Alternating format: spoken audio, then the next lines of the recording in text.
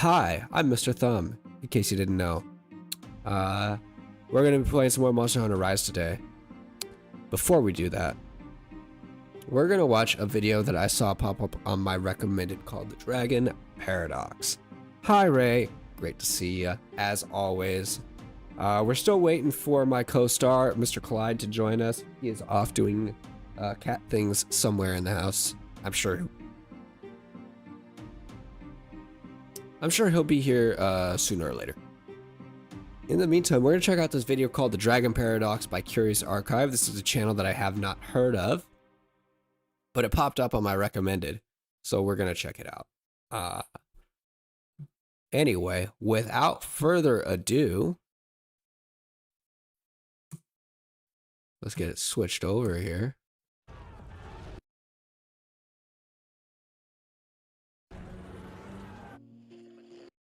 Ah, that's not what I meant to do. I'm still learning how to run this thing. Bear with me. Read. There it is. The problem started with a book. Actually, I suppose it started with a show, Dragons, a fantasy made real, that I watched enraptured late one school night. And you could say it made me a little obsessed, not just with dragons, but with the paradox right there in the show's title. If dragons aren't real, the show asked, how does seemingly every culture, no matter how far apart, have legends of the same creature? Okay, I know we just started, but I remember this. I think it was on the History Channel or Discovery Channel. They made it was like, not a mockumentary, but it was, maybe it's a mockumentary, but it wasn't supposed to be funny. I don't know if mockumentaries are supposed to be funny. I feel like they are. But it was like a fake documentary about dragons. And I remember being a little kid seeing this previewed on Discovery Channel or History, whichever one it was, for like a month. And I was convinced that they had found real dragons. And this is how they were telling the world, through the fucking Discovery Channel. And I don't know if I figured it out during the documentary or like afterwards, but I know my family sure as shit didn't have the heart to tell me otherwise, because I was all in on the idea that dragons were real at that point as a little kid. So, so let's see what else he's got to say. It's a question that kind of ruined my life.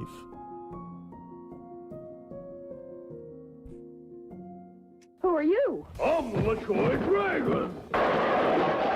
There's one obvious solution to the dragon paradox. 7-year-old me would have told you. Dragons are real animals. They can just, like, turn invisible or something, and that's why scientists haven't noticed.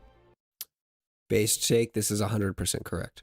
And to be fair to my younger self, the worldwide predominance of the dragon myth is genuinely remarkable. There is a fascinating anthropological mystery we need to unravel here.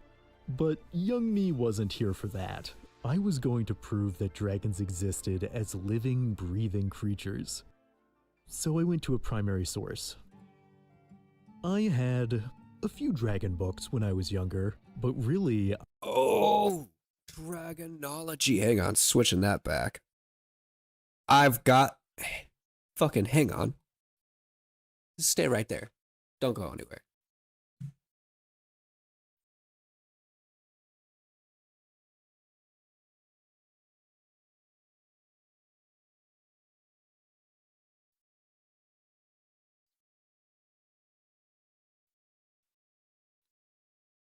I have that book. Boop. Whoop. Right there. This book was fucking awesome as a little kid. If you have a little one that is into fantasy, Dragonology, I'm sure it's still available. This is an amazing book to get them, especially if they're not into reading yet. This is a great gateway book for little kids. Anyway, back to what this fucking amazing creator has to say about this shit. I had one dragon book. Dragonology is the urtext that truly began to slow cook my mind with dragon fever. These pages seem to contain answers for my every burning question. How dragons breathe fire, how they took flight, the consistency of their dung. And the whole thing was written from the perspective of a fake naturalist. It's really no wonder I treated it like an actual guidebook. It's really no wonder I became so obsessed. Yet there was a problem. None of my sources were lining up. Books and documentaries disagreed on whether dragons were friendly or aggressive, two-legged or four-legged, a few meters long or a few hundred. Looking directly at global myths and legends only frustrated me further. Everything seemed inconsistent, like these things were made up. But I wasn't ready to give in. Obviously, I reassured myself, there are multiple species of dragon, and different Clearly. cultures have interacted with different ones. This Obviously. taxonomy-based explanation for divergences in folklore was the loophole many of my favorite pieces of dragon media employed anyway.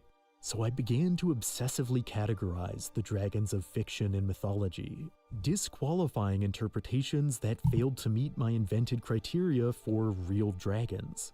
Good If a fact, dragon had hair, not a dragon. If it couldn't fly, not a dragon. If it sang about reading, actually those dragons got a pass. I thought the blue one was cool. Looking back, this full-blown fixation on classification is kind of funny and kind of, I spent a lot of time wandering into imagined realms during this period, researching Same. and looking for dragons, and though I remember being happy, I also remember feeling isolated and just So I didn't spend a lot of time looking into wandering into Forgotten Realms. I lived in Bakersfield, California. Not a lot of realms to wander through in there. Just a lot of shitty city. If you're from there, come at me. generally confused about why everyone seemed to interact with the world so differently than I did. And somehow I thought the solution was to It's called the Tism, my guy. I'm on there with you. talk about dragons more. I felt that if I could explain the topic well enough, if I could disentangle the taxonomy and solve the paradox, I could... I don't know. Oh, hang on. Ray, I love Dragonology. I had the book too and have a picture. And I have pictures drew from the book when I was little. I see you were a woman of culture. Good on you, Ray.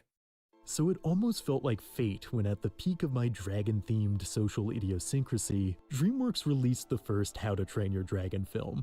A story about dragons, movie. but also otherness, maturity, empathy, loneliness, and being an outsider because you like dragons too much. Yeah, it's no surprise this movie struck a chord with my young self.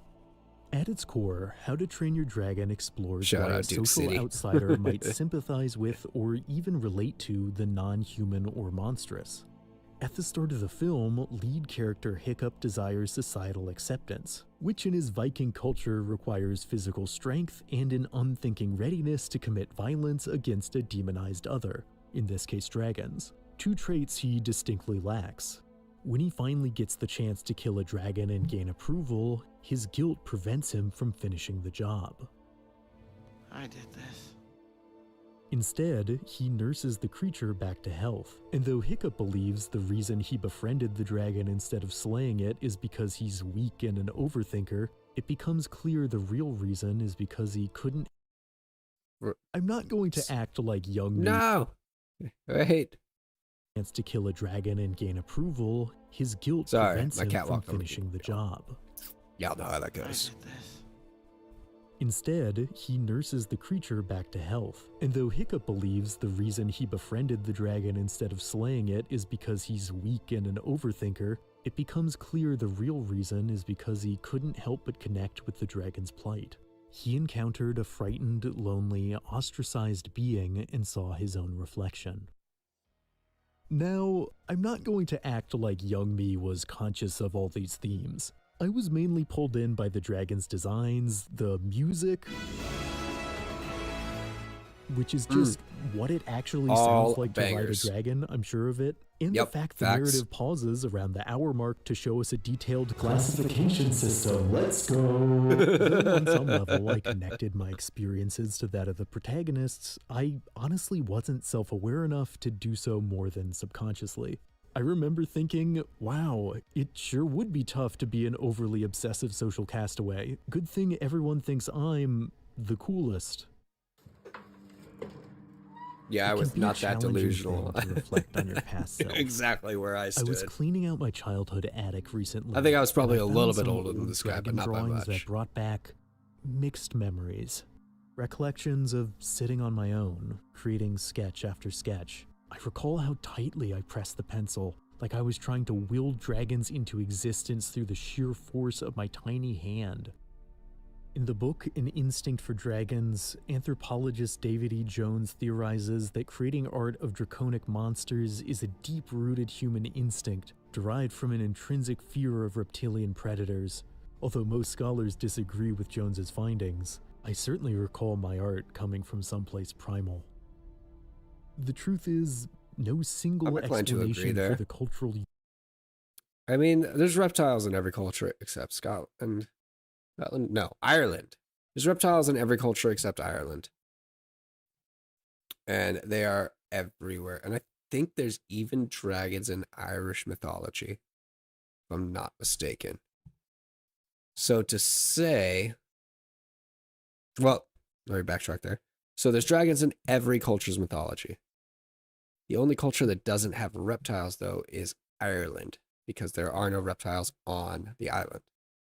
But they even still had dragons in their mythos. So there's something beyond just like, oh, people saw lizards, people imagine lizards as big, and people realize that's scary. Anyway, moving swiftly on. universality of dragons is entirely sufficient. Looking around the animal kingdom, there's all sorts of species that might have birthed scaly legends in the minds of ancient people. Hell, the very word dragon comes from the Latin draconis, a term synonymous with large snake. But not all cultures with dragon myths exist in proximity to formidable reptiles. Dinosaur fossils have Thank a you. broader distribution, and one can certainly imagine how such remains might also conjure draconic images, but direct connections are difficult to prove definitively. The anthropological origins of dragons likely aren't a straight line. Fiction is simple. The truth is, well, it's messy. I think that's part of why child me held so tightly onto the idea that dragons were literal creatures. I wanted them to be direct, categorizable, something that I could understand and control. I could at least know my dragon facts. Perhaps it's only natural for those who struggle or have struggled with human interaction to seek knowledge of the monstrous. I've been rereading Ryoku Kuri's monster-centric manga. All right, I wasn't ready for this one to cut so deep. Like, I'm still on board, but shit, man. Dungeon Meshi now that it's being adapted into an anime, and it's kind of wild how closely parts of it track with my personal experience. Well, in a way. What begins as a standard fantasy adventure narrative quickly I don't goes think I've off actually the seen rails. this. As the protagonist, Laios, an archetypal knight in shining armor, is revealed to be a monster fanatic determined to study and, cook every creature in the dungeon. It's like Lord of the Rings meets an episode of Chopped. It's so unapologetically bizarre. But Dungeon Meshi ultimately offers a surprisingly nuanced reflection on what it means to process the world differently. Through the series, we're shown Laios cannot pick up on social cues the same way as his peers, nor does he recognize that most people don't want to hear a never-ending barrage of monster facts. Though often framed through a comedic culinary lens, Laios' desire to comprehend the non-human ultimately stems from his difficulties connecting with the human. Perhaps Dungeon Meshi's greatest achievement is its ability to pull you into Laios' perspective. Like How to Train Your Dragon, the narrative is willing to slow down and linger on the granular details of its world, getting so specific with food preparation that if you had monster parts on hand, I think you could cook these meals. It's a story just as singularly obsessed with monster biology and their classifications as its protagonist, and teaches the viewer to think in the same terms. And even if you don't share the same particular enthusiasm, that desire to know a topic inside and out, to fully understand the rules of a subject is, at least for me, a relatable one. Though my obsessions aren't exactly the same, I've never wanted to eat dragons, I do know what an all-consuming interest feels like. But no matter how hard I tried, dragon taxonomy seemed impossible to fully digest. There was no untangling it. The truth I eventually had to face is that the definition of dragons across cultures was looser than my sources had suggested. As it turns out, dragons don't exist in the same way that fish don't exist. Okay, that sounds weird. What I mean is, we all understand what fish are, but because all land vertebrates are fish descendants, there's no taxonomic definition of fish that doesn't include humans. Lots of animal taxonomy gets blurry in this way. Like, reptiles make sense as a category of similar-ish scaly creatures, but since birds are descended from dinosaurs, they technically fall under reptilia too, which does not feel right. That doesn't mean these terms are useless, just that life's categories aren't as orderly as they seem, and folkloric nomenclature like dragons work the same way. In my attempts to make dragons fit an inflexible structure, I remember following models I'd seen in books, labeling wingless dragons as drakes or legless dragons as worms. But really, all I was doing was applying false rigidity to terms that, in myth, were more fluid. The worst offender was how I called any two-legged dragon a wyvern. And, okay, this is a rant I've been on before, but it's very close to my heart. All over the internet, people still claim that any dragon with two legs is automatically a wyvern. In comment sections for Lord of the Rings and Game of Thrones, you will find these are wyverns. These are like not dragons. Saying that Tolkien or George R. R. Martin are idiots for giving their dragons two legs. Okay. So, quick thing here. Number one, George R. R. Martin did design wyverns as dragons and called them dragons in his book. It's not that fucking important. But Tolkien actually describes Smaug and the rest of the dragons, although they are actually, some are worms, some are dragons, and some are wyverns. But in The Hobbit, Smaug is actually a dragon. He was described as having 4 legs and 2 wings. Whereas in the movies that came out later, which are, what they are, Smaug is depicted as a wyvern, and they did that because they thought that the fantasy dragon, 4 legs, 2 wings, was just too outlandish for the show. They wanted to make him a little more realistic for the story. So that's not actually the way Tolkien described him. Okay, rant over, back to the video. Those are obviously wyverns. And I get it. Believe me, I get it. If there is a person on this planet who gets it, it's me. You want clean categories. You want to be experts, but dragons in medieval manuscripts have never had a consistent number of legs. I wish it were true that wyverns were an exclusive subcategory for two-legged dragons, that folklore divided up creatures like D&D monster types. But mythological taxonomy, like biological taxonomy, is fluid, no matter how much young me wanted to pretend otherwise. I do the quick cooking! 7-year-old me would have called this blasphemy, but the fluidity of dragon definitions is something that media framing them as real, frankly, takes advantage of. How does seemingly every civilization, no matter how far apart, have legends of the same creature? Well, they don't. Not really. The definition of dragon is so decentralized that countless, likely unrelated creatures across cultures can be made to seem draconic if you squint. So many of the categories applied to dragons are arbitrary. It's questionable that the relatively modern Western dragons are often called true dragons, considering that the serpentine dragon model more common in other parts of the world is almost certainly older. Yet it's hard to let go, or at least it was for me, to resist that urge to group everything by type. It's hard not to wish dragon classification worked more like... Let's now turn to Nintendo's newest game, Pokemon. I think that for a lot of people, the desire for all the dragon stands out here saying Charizard is best Pokemon, which he is. I never had a Game Boy. This or is an DS to undeniable play Pokemon fact. on growing up, but I didn't need to play the games to know I liked their dragons. Specifically, I liked that they were categorized. A series all about types, Pokemon seemed made for me. I remember how ecstatic I was when I finally got my hands on an old Pokemon encyclopedia at a yard sale. Finally, Oh, that's I actually thought, kinda cool. Here's a franchise that values creature classification the way I do. But pedantic little complainer that I was, I remember vocally objecting to what Pokemon placed in the dragon type. Many of the creatures bestowed that title hardly seemed scaly, scary, or dragon-y enough to be deserving of the designation, and other Pokemon I thought should qualify didn't make the cut. I always figured this was just a me thing, but while Charizard, researching for all this not video, dragon I types. found out that lots of people share my opinion and have taken to the internet to complain. People have strong feelings about Pokemon classification, a fact I learned when I mixed up the regions in my old Pokemon biology video, which is still the mistake I've gotten the most comments about. And I think that's great. Seriously, I understand that kind of passion. But in the case of Pokemon's dragon type, I wonder if we're being a bit too harsh.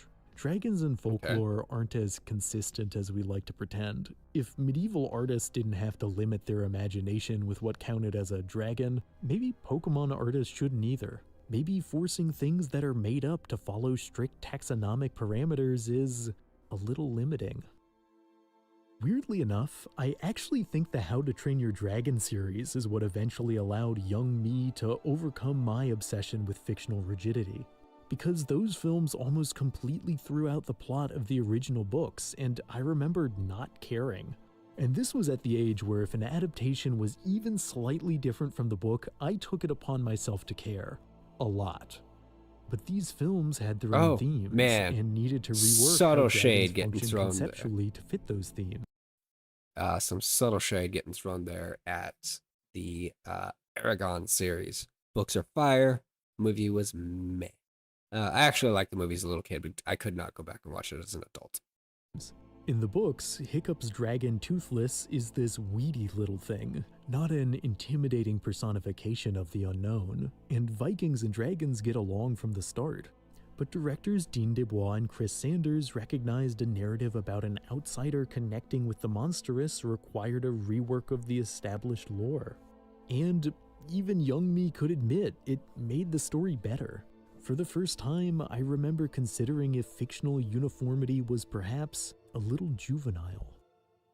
I wish I could say my fixation on dragon classifications ended peacefully as the natural result of outgrowing the subject. But that's not what happened. On the cusp of my teenage years, fear of seeming immature, of being an outsider, led me to go full scorched earth, trying to erase any record of my childish interests. You might have noticed I used a stock image for my Pokemon encyclopedia. That's because I threw the real copy away. And I wanted to throw my dragon books away too. I would have if they hadn't gotten lost in a box years ago. The same is especially true for my drawings, which to preteen me were, as something I created, an excruciating reminder of the person I used to be. If they hadn't too been forgotten, I honestly might have burned them. And it's hard. Even now it's hard to overcome that fear of childishness. There is still, on some level, someone else's voice in my head telling me I should laugh at and belittle my past self for... what? Having an imagination?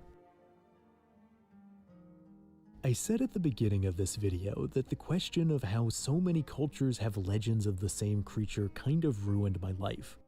That's honestly not entirely fair. Yes, Dragons, a fantasy made real, just appeared on TV one day with footage of what looked like a real scientist. He got finding footage a of dragon's it. Man, corpse. that's... Yes, that convinced me that so dragons cool. were real, kicking off a lifelong fixation. But is that the documentary's fault? The narrator guy does say, what if the legends were true? It was 7-year-old me who heard the legends are definitely true, and it's your job to prove it. To be honest, I was probably always going I to was turn maybe out 9, but same, the way I bro. did. It's just how I was made. It's a curious thing to be born different. You can feel the shape of this person you were expected to be, and you find yourself wondering why you aren't that person. and I still don't know exactly what's up with me. I don't have the precise label or category for it. I think I'm alright with that. Likewise, as I'm sure you've probably guessed, there is no single solution to the dragon paradox, which, yes, I know isn't strictly a paradox. And maybe it's a groan-worthy conclusion that the real answer was the friends or dragons we made along the way, but that feels I'll right take to it. me. Dragons have been with us since civilization's beginning. It's actually possible that, like most languages, all draconic myths stem from the same ancient root.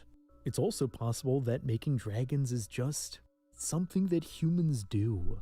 That we independently find them in pieces of driftwood, in bends of rivers, in the patterns of the sky. There's evidence that a 3rd century Chinese historian labeled dinosaur fragments as belonging to a dragon around the same time peasants did the same thing with whale remains a continent away in Central Europe.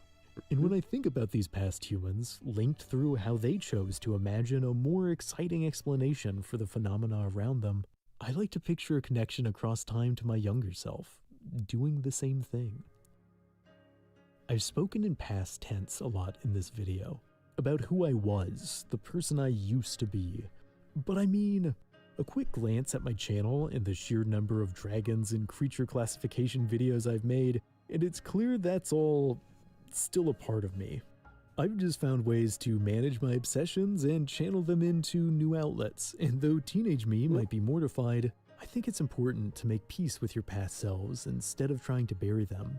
While making this video, sorting through the remnants of my childhood, I started thinking about how I haven't drawn anything in a while, so I picked up my pencil again. Dragons still fascinate me, and it's clear they still fascinate the world as well, continuing to be part of culture, changing forms as worldviews shift, never but so beholden to strict categories. Oh, is I that wouldn't want it Tiamat? any other way. Nice. And as always, thanks for watching. This ended up being more of a personal essay than I had anticipated, but hey, if you enjoyed this entry, please lend your support. Yeah, that by one liking, hit a little close to home, subscribing, bro. and hitting the notification icon. It helps me out I was tremendously. not expecting that. See you in the next video. That was fucking and fantastic, stay though. curious. So that was pretty cool. We're definitely going to be watching more of this creator in the future. That was really cool. I was not expecting something that cut quite that deep. But now that that's done,